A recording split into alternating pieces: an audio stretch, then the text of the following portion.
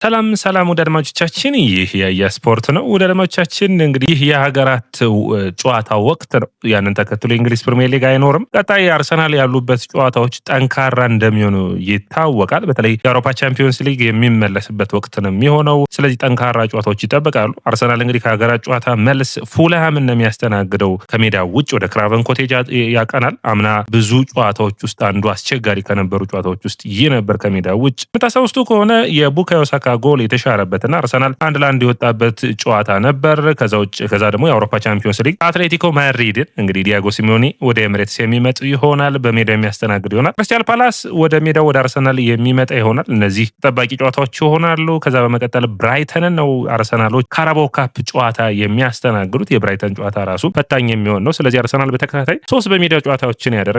አትሌቲኮ ማድሪድን፣ ክሪስታል ፓላስን እና እንዲሁም ደግሞ ብራይተንን የሚያስተናግድ ይሆናል። ከዛ በመቀጠል ግን ከሜዳ ውጭ በተከታታይ 3 ጨዋታዎች የሚኖሩበት ይኖራሉ። ወደ ተርፍ ሙር በርንሌ ያቀናል። ስላቪያ ፕራግን ከሜዳ ውጭ ይገጥማል። ከዛ በመቀጠል ደግሞ ወደ ሰንደርላንድ ከሜዳ ውጭ የሚያቀና ይሆናል። እነዚህ እንግዲህ ቀጣዩ የኖቬምበር ወይም ደግሞ የህዳር ወር የሀገራት ጨዋታ ከመምጣታቸው በፊት የሚደረጉ ጨዋታዎች ናቸው። ከዛ በመቀጠል ግን ተጠባቂ የሚሆነው ከሀገራት ጨዋታ መልስ በጣም ጠንካራ ሳምንት ይኖረዋል። አርሰናል ቶተናምን፣ ባየር ሙኒክን እና እንዲሁም ደግሞ ቸልሲን በአንድ ሳምንት ውስጥ የሚገጥምበት ይሆናል። ቶተናምና ባየርንን በሜዳው ነው የሚገጥመው። ቸልሲን ከሜዳ ውጭ ወደ ስታንፎርድ ብሪጅ የሚያቀና ይሆናል። ታዲያ እነዚህ ጨዋታዎችን እነዚህ ፕሮግራሞችን ያነሳውላችሁ ለምንድን ነው ብላችሁ ከጠየቃችሁኝ የአርሰናል የተጫዋቾች ጉዳት ታዲያ ለእነዚህ ጨዋታዎች መድፈኞቹ ምን ያክል ዝግጁ ይሆናሉ የሚለው እናያለን። ሌሎችንም አርሰናልን የሚመለከቱ የተለያዩ መረጃዎችን ይዤ ተመልሼ መጥቻለሁ። ወደ አድማጮቻችን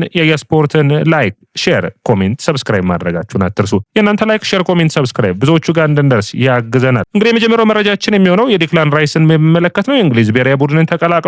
በተለይ በዌስትሃሙ ጨዋታ በጨዋታው መጠናቀቂያ አካባቢ ባጋጠመው ጉዳት ተቀይሮ እንደወጣ የሚታወስ ነው። ዲክላን ራይስ የአርሰናል የአማካይ መስመር ተመራጩና እንዲሁም ደግሞ አስፈላጊ ተጫዋች ነው። ስለዚህ የዚህ ተጫዋች ሚና በአርሰናል ቤት ከጊዜ ወደ ጊዜ በተለይ ከዙቢሜንዲ ጋር የሚያሳዩት ጥምረት አስፈላጊ እንደሆነ ይታያል። ስለዚህ ይህ ተጫዋች በእንግሊዝ ብሔራዊ ቡድን እንግሊዝ በወዳጅነት የምታደርገውን ዌልስና ላቲቪያን ትገጥማለች። በነዛ ጨዋታዎች ላይ ብዙ ተሳትፎን ያደርጋል ተብሎ አይጠበቅም። ነገር ግን እንግዲህ ቶማስ ቱሄል አንዱን ጨዋታ ያጫውቱታል ተብሎ የሚጠበቅ ነው የሚሆነው። ሌላኛው እንግዲህ የአርሰናል የአማካኝ መስመር ኃላፊ የቡድኑ አምበል ማርቲን ኦዴጋርድን የሚመለከት ነው። ማርቲን ኦዴጋርድ እንግዲህ ወደ ኖርዌይ ብሔራዊ ቡድን አልተቀላቀለም። ያ እንግዲህ የጉዳቱ ችግር እንደሆነ ይታወቃል። የሚቀጥሉት 2 ሳምንታቶች የሚያገግም ይሆናል። እንግዲህ እስካሁን ድረስ የኤምሲኤል ጉዳት ነው ያጋጠመው። ሚዲያል ኮላተራል ሊጋመንቱ ነው የተቆረጠውና ጉዳት ያጋጠመው። ያንን ተከትሎ እንግዲህ ይህ ጉዳት ደግሞ ከ3 ሳምንት 6 እና 8 ሳምንታት ከሜዳ የሚያረቀው ይሆናል ተብሎ ይጠበቃል። ምን ያክል ይህ ጉዳት አስቸጋሪ ነው የሚለው ነው። 3 ሳምንት ወይ 6 ወይ 8 ሳምንት የሚያደርገው አርሰናሎች ይህንን መረጃ አላወጡም። እንግዲህ ብዙ አርሰናል ደጋፊዎች ደስተኛ የሚሆኑት 3 ሳምንታቶች ብቻ የሚሆንላቸው ከሆነ ነው። በአጠቃላይ ወደ አድማጮቻችን ሌሎች የጉዳት መረጃዎችንም ባጠር አድርጌ ላቀርብላችሁ። የአርሰናል የማዱዌኬ ጉዳይ ነው ሌላኛው መነሳት የሚጠበቅበት ነጥብ። የማዱዌኬ የጉልበት ጉዳት እንዳጋጠመው የሚታወቅ ነው። ህዳር ወር መጨረሻ አካባቢ ነው የሚመለሰው። ቀጣዩ ከሀገራት ጨዋታ በኋላ የመመለስ እድል ይኖረዋል።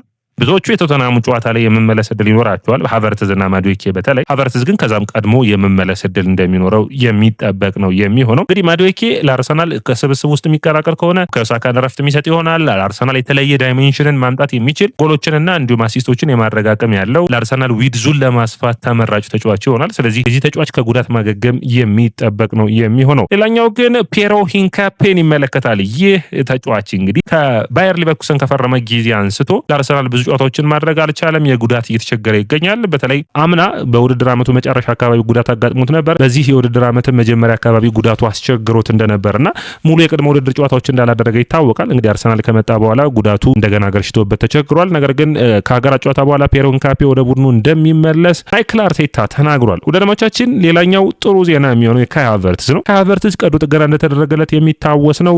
ህዳር ወር እንግዲህ መጀመሪያ አካባቢ የሚመለስ ይሆናል። ይህ ወራት ሲጠናቀቅ እንግዲህ የካይ ሃቨርትዝ መመለሱ ደድማቻችን ለአርሰናል ደጋፊዎች በጣም አስፈላጊ ነው። ካይ ሃቨርትዝ አርሰናልን የተለየ ቅርጽ የሚሰጠው ነው የሚሆነው።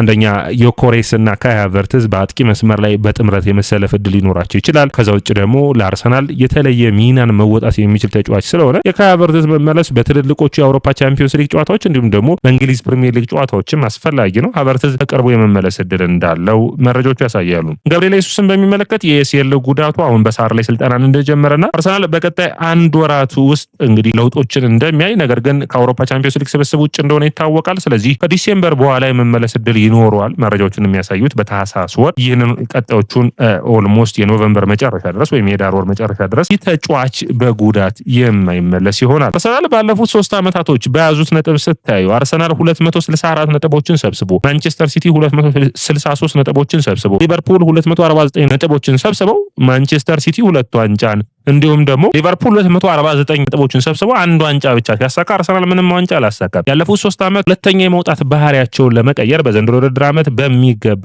እንደሚሰሩ የሚጠበቅ ነው የሚሆነው። ሌሎችን መረጃዎችን ላደረሳችሁ። አንደኛው እንግዲህ ዛይሬ ኤምሬን በሚመለከት ነው። መድፈኞቹ ይህንን ተጫዋች በጥር ለማስፈረም ፍላጎት አላቸው። ባለፈው ውድድር ዓመትም ሞክረው እንደነበር የምታውቁት ነው። ነገር ግን አልተሳካም። በተለይ አርሰናሎች የሚካኤል ሞሪኖን ቦታ መሸፈን የሚችል ትክክለኛ አማካይ የ8 ቁጥር ሚናን የሚጫወት ተጫዋች እንግዲህ ይፈልጋሉ። አንዱ እንግዲህ ሊሆን የሚጠበቅ ዛይሬ ኤምሬ ነው። ዛይሬ ኤምሬን ለማስፈረም አርሰናል ከማንቸስተር ሲቲ ጋር ለመፎካከር ይፈልጋል። ከ70 እስከ 80 ሚሊዮን ፓውንድ የማቅረብ ፍላጎት አላቸው ለ19 ዓመቱ ተጫዋች። አርሰናል እንግዲህ ሌላኛው ምልመላውን እያደረገ የሚገኝበት ጁቬንቱስ ከሚላን ባደረጉት ጨዋታ ላይ ኬነን ይልዲዝን እየመለመሉና አርሰናሎች ይህንን ተጫዋች አድናቂው እንደሆኑና አርሰናል የግራ መስመሩን ማጠናከር እንደሚፈልግ ይታወቃልና በተለይ ትሮሳርድ እና እንዲሁም ደግሞ የገብርኤል ማርቲኔሊ በተለይ ትሮሳርድ እና ገብርኤል ሄሱስ ስብስቡን የመልቀቅ ዕድላቸው በሚቀጥሉት ጊዜያቶች የሚጠበቅ ነው የሚሆንና ይህንን ቦታ ለመሸፈን ትክክለኛውን ተጫዋች ይፈልጋሉ። አንዱ እንግዲህ ኬነን ይልዲዝ ነው። ሌላኛው ደግሞ አንቶን ሴማዮ ነው። አንቶን ሴማዮ በእንግሊዝ ፕሪሚየር ሊግ ላይ ካሉ ምርጥ ፐርፎርማንስ ላይ የሚገኙ ተጫዋቾች ነው። ባለፉት 7 ጨዋታዎች ኤርሊንግ ብሮት ሃላንድ በመቀጠል በእንግሊዝ ፕሪሚየር ሊግ ላይ ብዙ ያስቆጠረው ተጫዋች ነው። 6 ጎሎችና 3 አሲስቶችን ማድረግ የቻለ ነው። አርሰናሎች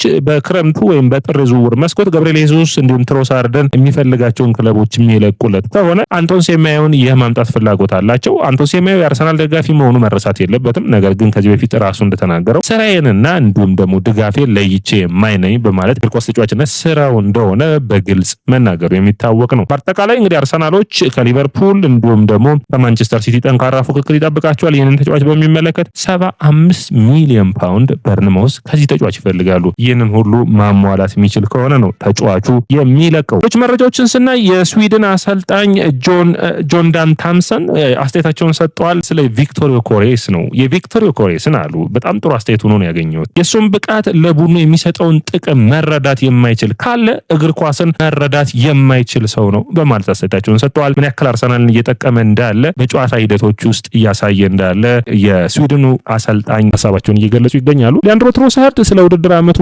አስተያየቱን ሰጥተዋል። ምን ሀሳቦችን አነሳ ስንል ውድድር ዓመቱ ሲጀመር እንደተቸገረ በተለይ ደግሞ ጉዳት ችግር እንደነበረበት ያንን ተከትሎ አርሰናልን ይለቃል የሚል ብዙ የዝውውር መረጃዎች እንደወጡ ነገር ግን በአርሰናል ደስተኛ እንደሆነ አሁን ደግሞ የመጫወቻ ጊዜን እያገኘ ስላለ በዚህም ደስተኛ እንደሆነ ተናግሯል። ሌላኛው ኖርጋርድ ነው። የአርሰናል የአማካይ መስመር እንግዲህ አንዱ ጥሩ ፐርፎርም ከሚያደርጉ ተጫዋቾች ውስጥ በእንግሊዝ ፕሪሚየር ሊግ ልምዱን ያካፍላል ተብሎ የሚጠበቀው ክርስቲያን ኖርጋርድ ነው። አርሰናልን የመጨረሻዎቹ የአርሰናል ቤት እንደሚሆንና ማለትም ከሀገር ውጭ ማለት ነው ከዴንማርክ ውጭ የሚያደርገው የመጨረሻው አርሰናል ክለቡ እንደሚሆንና 2 ዓመት ከዛ አርሰናል ደግሞ አንድ ተጨማሪ ዓመት የማራዘም መብት አላቸው። ከዛ በኋላ ግን ወደ ዴንማርክ እንደሚመለስና ለብሮድቤይ መልሶ እንደሚጫወት አስተያየቱን አስቀምጧል። ሌላኛው መረጃችን የሚሆነው አርሰናልና ኤሚሬትስ ስታዲየምን የሚመለከት ነው። ኤሚሬትስ ሲነሳ ሁሌም አርሰን ዌንገርን ማንሳት ግድ ይላል። አርሰናልን ከሃይብሪ ወደ ኤሚሬትስ ለማዘዋወር የፈጀባቸው ጊዜያቶች፣ የአርሰናል የከፈለው መስዋዕትነት፣ በአርሰን ዌንገር ስር ብድሩን ለመክፈል ብዙ ዋንጫዎች አልፈውታል። አርሰናል 22 ዓመታትን የእንግሊዝ ፕሪሚየር ሊግን ዋንጫ ሳያነሳ መጓዙ የሚታወስ ነው። አሁን ደግሞ ይህ ስታዲየም መታደስ እንዳለበትና የተጫዋቾችንም እንዲሁም ደግሞ የሚይዘውን ደጋፊዎችን መጠን ከፍ ማድረግ እንደሚያስፈልግ ተረድቷል። ይህንን ተከትሎ አርሰናል እንግዲህ ወደ 500 ሚሊዮን ፓውንድ በማውጣት ይህንን ስታዲየም ከ70 ሺህ በላይ አንዳንዶች 75 ሺህ ያደርጉታል የሚይዝ አድርገው ለማደስ እየጠሩ ይገኛሉ። ይህንን ተከትሎ ዩሮ 2028ን አርሰናል ለማስተናገድ አይፈልጉም። የክሮንኬ ቤተሰቦች እንደ ሶፊያ ስታዲየም ምርጥ አድርገው ለመገንባት ለማሻሻል ይፈልጋሉ። እንግዲህ አርሰናል የሆነ ያክል ጊዜን በዌምብሌይ ሲጫወት ልናየው የምንችልበትን እድል እንዳለ የሚጠበቅ ነው የሚሆነው። አርሰናሎች የዴቪድ ራያን አዲስ ኮንትራት ለመስጠት ወይም ደግሞ ኮንትራቱን እንዳለ ሆኖ ደሞዙን ለማሻሻል ስምምነት ላይ ደርሰዋል። 2028 ድረስ ኮንትራት እንዳለው ይታወቃል። ስለዚህ የዚህ ተጫዋች ጋር ድርድሮች ተደርገዋል። የተሻለ ደሞዝ እንዲከፈለው አርሰናሎች ይፈልጋሉ። ምክንያቱም የዚህ ተጫዋች ኳሊቲ ከጊዜ ወደ ጊዜ እየጨመረ እንዳለና ሌሎች ክለቦች እንዳይወሰደባቸው ሲሉ በቡድኑ ውስጥ ለማቆየት ስለሚያስፈልግ እስከ 2028 ድረስ ያለው ኮንትራት ላይ ደሞዙን ማሻሻል ተችሏል። ደሞዙ የሚሻሻል ከሆነ በቀጣይ ደግሞ አዲስ ኮንትራቶችን እንደሚሰጡት በሚቀጥሉት ዓመታቶች የሚጠበቅ ነው የሚሆነው። አርሰናል በዚህ በኩል ጥሩ ስራ ነው በአንድሬ በርታ በኩል እየሰራ ይገኛል። እንግዲህ ሌላኛው መረጃችን የሚሆነው የቪዚት ሩዋንዳን የሚመለከት ነው። የአርሰናል የማሊያ ስፖንሰር ማለት የጂዮ ማሊያ ስፖንሰር ላይ ቪዚት ሩዋንዳ እንዳለ ይታወቃል። የቪዚት ሩዋንዳ እንግዲህ አዲስ ኮንትራትን ከአርሰናል ጋር ሊፈራረሙ ነው። እስካሁን 10 ሚሊዮን ፓውንድ ነበር። አርሰናል አሁን አዲስ የሚፈርመው ኮንትራት ከ15 እስከ 20 ሚሊዮን ፓውንድ በአማካኝ እንደሚሆን ይጠብቃሉ። ሰላም ወደ አድማጮቻችን፣ ይህ የያ ስፖርት ነው። የያ ስፖርት እንደ ላይክ፣ ሼር፣ ኮሜንት፣ ሰብስክራይብ ማድረጋችሁን አትርሱ።